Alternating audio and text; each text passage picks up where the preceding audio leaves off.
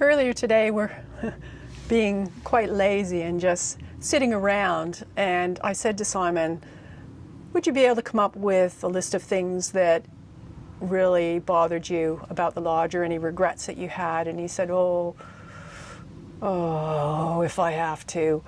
So he started a list, and then I had a list, and we put it together, and we came up with about 10 different items that we regret or we wish we could change. And let's see what we came up with. Right, number one then, shall I do it? Go on then. Okay. Possibly we should have road tested the lodge once we got road ready, as in we had a bed, a toilet, not even necessarily a functioning sink and what have you. I think that it's the case that you should test things out as you go, and we didn't do that, did we? No. Part of the problem is the fact that we also have never had a camper van before. We've never used one before. We've never actually physically been in one before. And here we're designing it, and we weren't testing stuff out as we went along. Maybe we should have looked through someone else's eyes, but we didn't have anybody that we could say, what do you think about X, Y, and Z? Did we? No. So, and you know, there's lots of advice on the internet, but that's not how I'm going to live my life, by what someone says on the internet. We have a list. We've actually made a list. This isn't spur of the moment. The one thing that really wound me up, these windows. Like they're perfectly adequate, but the fact that they're quite plasticky does concern me, and I don't know when it's really cold. And you can see when you push that out, you see that flexing. So that's flexing. You know, for what they cost from a well-known supplier of doors and windows that have been mentioned on the forums many, many times, not worth it. I think we paid £1,200 for everything. That's including the skylight and the door and the garage door. It was a lot for not a lot. Yeah, and basically it's plastic. What particularly wound me up was the door, which was just a nightmare.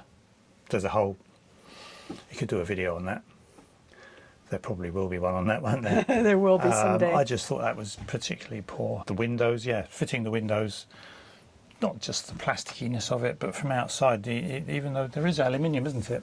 Yeah, the frame is aluminium, but the window is plastic. How the profile is like a quadrant shape, which is fine, except for that's hollow. So you have to fill that with sealant potentially. And then there was the heating. How do we heat? So we went with a diesel heater underneath the bench seat here. And would you say that you were extremely resistant to the idea of using diesel because you don't like diesel as a fuel, do you? As a plumbing and heating guy. No, I don't like the smell of it. It's horrible stuff. Because it stinks, yeah. Then I suppose there was the potential of how to get the diesel, and as it turned out, we bought a separate tank. It actually worked out quite well because we have a 10-litre diesel tank, which is, you know, just outside the door there, which is more than adequate. We had it on in the winter. We didn't run out of fuel. Rather than tapping in, you know, having to drop the main fuel tank for the van, that would have really challenged us. What we should have done was to combine heating and hot water, which is another problem, where we have a separate 10-litre tank in the garage, which is electrically heated. We could have combined that with we have a combi, but that would have freed up some space, really. We actually have the space, don't we? We've got space under here where we actually put the diesel heater. I think probably it could have gone in the garages where the water heater is now. But the regret was the main event, where we should have bought the expansion battery at the same time.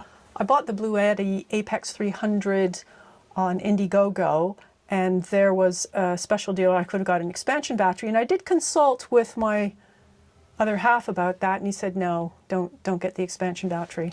So that's on you. I wanted to get it, and it would have been a hell of a lot cheaper than what it would be now. So, you know, I'll take the blame for stuff, and well, we both take the blame for things, don't we? Because I could have overruled you, and I didn't. I didn't say, no, I'm not going to listen to you. I'm just going to say, yeah, it's all my fault. And that would just cover everything then, won't it? But we ended up with what we did. We still have the option, obviously, to put the expansion battery on, don't we? We do. We probably we do. will have to do. I think we got the solar about right, though, didn't we? With that's quite nice for the AFRI. BC, USB-A points that we have, like we don't have anything here. This is the shower wall. We have one here,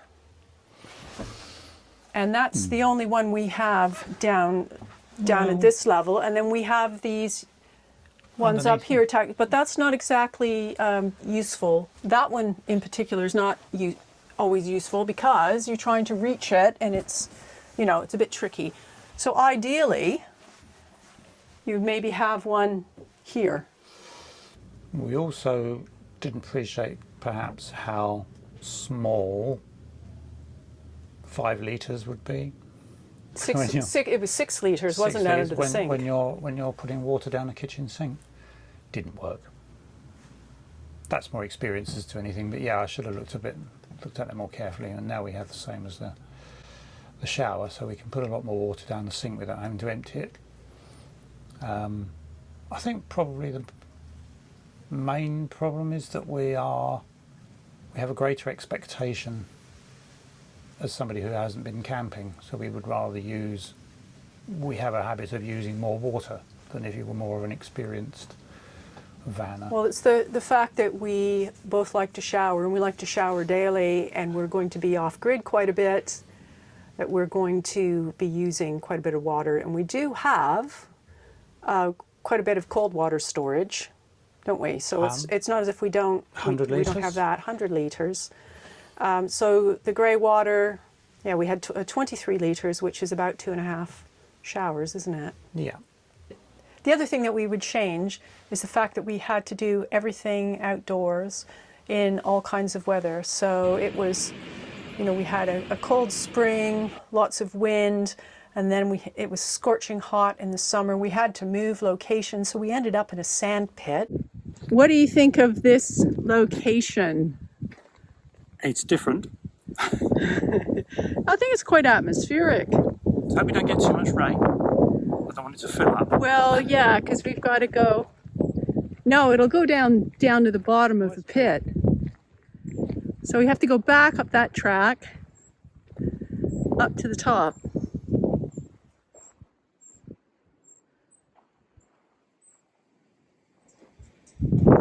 Pretty good, I think. Yes. Nice and secluded. I guess we should crack on. For the second half of our conversion, which was a brilliant, quiet place to work, but it got bloody hot, didn't it? And it was. If the wind picked up, sometimes you could get, sand zipping around. And at one point, we were invaded by a rogue sow, who ended up being chased by the farmer around the pit, and we shared the pit with the sow for a few days, didn't we? Yeah. Wasn't a problem, didn't eat anything. I called her Ebony. I thought she was quite a lovely sow. One of the other things that we regret is not the shower room, but the fact that we have this massive Tribolo toilet. Now we can, it's big enough that we can sit here, but when you want to have a shower, you have to lift this. Right, so we have to lift it out and stick it out here, and it's quite heavy, especially with a full load. No, I think fluid is you should add fluid to that word. Fluid, yeah, because what we do, it's supposed to be a composting toilet, but instead, someone's gone out, and that's actually a stainless steel bucket. There was a plastic pail there to begin with, wasn't there? Yeah. So we immediately decant the solids, don't we? And store the bag. Too much detail? And that's the reality. People talk shit, but we're talking about shit. Yeah, Yeah? I do. Okay. There's no product left in this bucket overnight. So if we could change things, we'd probably change the loo, and that might happen in the not too distant future. We'll just see how it goes. Okay. Oh, you're not So aware you're of dropping that one on live? Yeah. I'm dropping one live. Okay. We'll discuss that off camera, shall we? We shall. Now, there was something you were quite keen on and very insistent, and you know what's coming next, don't you? This is going to haunt me until we sell it. The squeeze through, also known as the door to nowhere. So Simon really wanted to have this access. So he created the opening and he created the door, but we haven't cut through. So that had a knock-on effect on the planning for the rest of the habitation unit, didn't it? Because that took away this space here. So you could have had a different setup. Oh, okay. You have to agree with that. So watch this space, because Very funny. sometime in the not too distant 3 or 4 years, Yeah. we might have This lifetime. a door going into the cab and 2 seats in the front of the cab, maybe Instead of 3. instead of 3. But And then that will create another problem with all the stuff that's under the centre yeah, seat. so where does that go? Don't stop.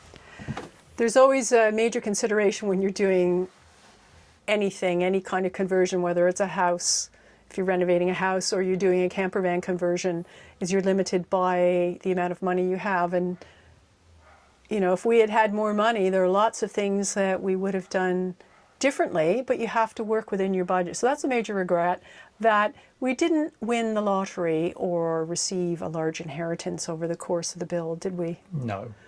But that's going to be applicable probably to most people who are doing it. I don't regret not buying alloy wheels. Don't see the point. Well, what I find interesting is how people get criticized on social media or say, oh, you know what, to set this off really nicely. If you get some alloys from blank alloy or blank wheels Company. or whatever down in Reading, and With you think, well, off-road tank tracks. because yeah, of Rubber course tank we're tracks gonna take this It's not going to happen Sainsbury's van off-roading, aren't we? Not. because everything will stay in place. Yeah, we might go down a farm track. Yeah. But that's about it. Well, as you've discovered, regrets, we've had more than a few. We've had sort of 10-ish. Things that we would change about the lodge. If we have the opportunity to do another conversion, maybe we'll think a little bit more about it and do things differently. In the meantime, if you could give us a thumbs up or even subscribe to our tiny YouTube channel, that would be much appreciated, folks. So now it's goodbye from me. And goodbye from me. You are so vain. And goodbye from me. Bye-bye, folks.